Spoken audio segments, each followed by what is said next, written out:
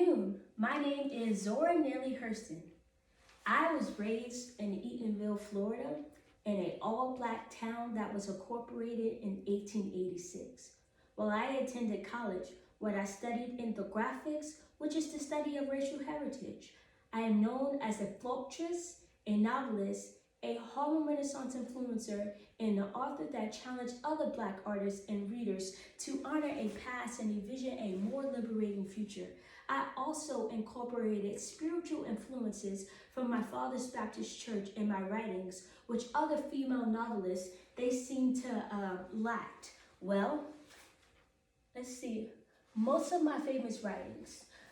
One of my famous writings are Their Eyes Were Watching God, Every Tongue Got to Confess, Mule Bones, and Moses, Man of the Mountain. Well, in my writings, I tend to emphasize the burdens and the violence that many Black women had to endure. Well, I wanted to focus on the strengths of Black women that allowed us to focus through the heartbreaking reality. Well, as a Black woman, I reside at the intersection of race, of gender, of poverty, and of generational violence.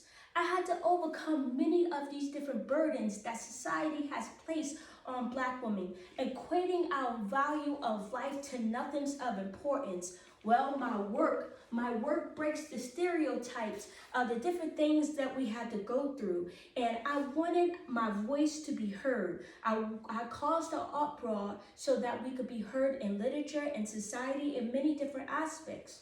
Well, my book, Their Eyes Are Watching God, I created this book to focus on many different things that can help the Black community. And this book was a way to open up, it was a doorway into the resilience of many Black women across America.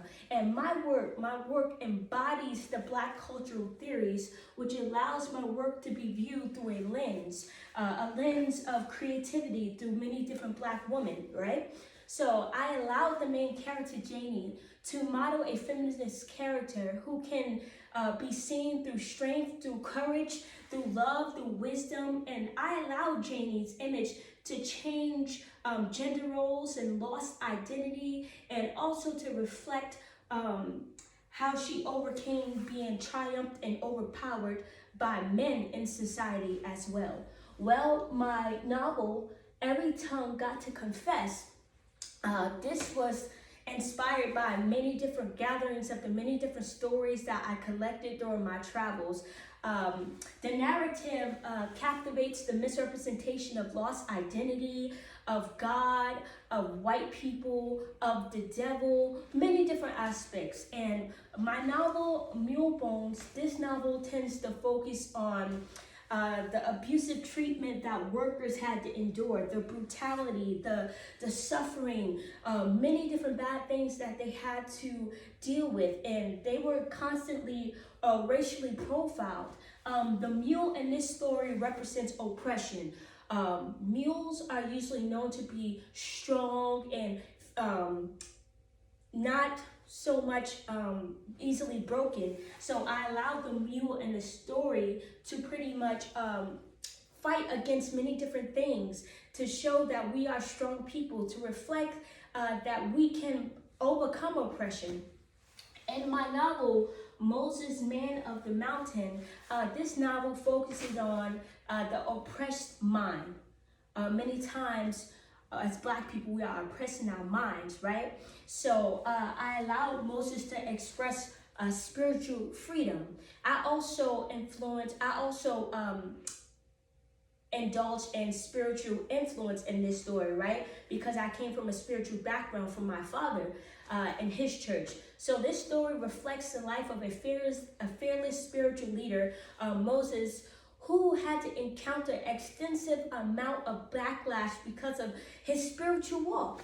I make mention of his courage, his courageous spirit went against him becoming oppressed in the mind, right? My writings are inspired from my schooling, where I became knowledgeable of racist heritage. I grew up not having to deal with racism. until I moved to a bigger town. I was from a small town where we didn't have to entertain being discriminated against or any of those things. When they see me, they only knew me for me. They only knew me by my name and my creative, outgoing spirit, right? So as I began to study cultural differences, because once I moved out of the small town, I then began to have racism attacks against me, right? Which caused my mind, they tried to cause my mind to be oppressed. And I had tried to understand what causes the mind to believe is oppressed and what causes the mind to believe is free. And I wanted to reflect the voices that has overshadowed Black women in society. And our voices deserve to be heard, right? So the relocation of a different city, it shined a light on discrimination on me because of the color of my skin. I was no longer looked at as a courageous Black girl. I was now looked at as a menace to society, right? Because of my race. I never was known as a problem in Eatonville, but now I became a problem when I moved to Jacksonville, right? I now became a problem to society, which really upset me. So the writing that I'm going to focus on is how it feels to be colored me. Well, as a Black woman, I took on many different burdens because people see me as a threat to society, right? They received me in my hometown, but they didn't receive me anywhere else. So it made me angry, but I didn't want to take on the burdens of the enslavement that they tried to place on my mind in the same way that they treated my ancestors. I was not in that mindset. So the people who tried to oppress me was very upset because I was not willing to be oppressed in the mind. I was not ashamed of my Blackness. I was not ashamed of being creative. I was not ashamed of the hardship that my ancestor had to face. I was not ashamed of that, but they tried to make me ashamed. My most famous quote is, "Sometimes I feel discriminated against, but it does not make me angry. It merely astonishes me. How can any deny themselves the pleasure of my company? It is beyond me. I don't understand how people could discriminate me, but they don't know me. They don't know anything about me. They didn't get a chance to sit and really have an intellectual conversation to identify who I am." Well, for the inspiration for my work, I just wanted to shine a light on the hardship that many Black women had to face. I wanted to show and give enlightenment on our perspective, right?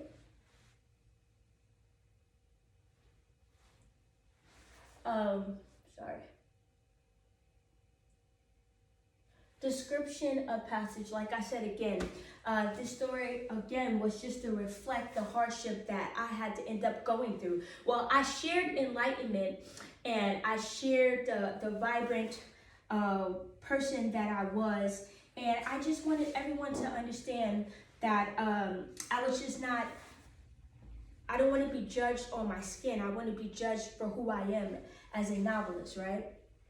Why is this passage indicative to my work? Well, my passage, it gives insight on the perspective that the bonding of slavery trauma and racism is not shared equally among all colored people. Well, this passage contributes to different viewpoints of being seen for who I am and not what other people see me as. Well, I don't want them to see me for the color of my skin in society, and society tries to bound me up in different things that they want to see me as, right? So I studied Black culture in different continents, which influenced the Harlem Renaissance.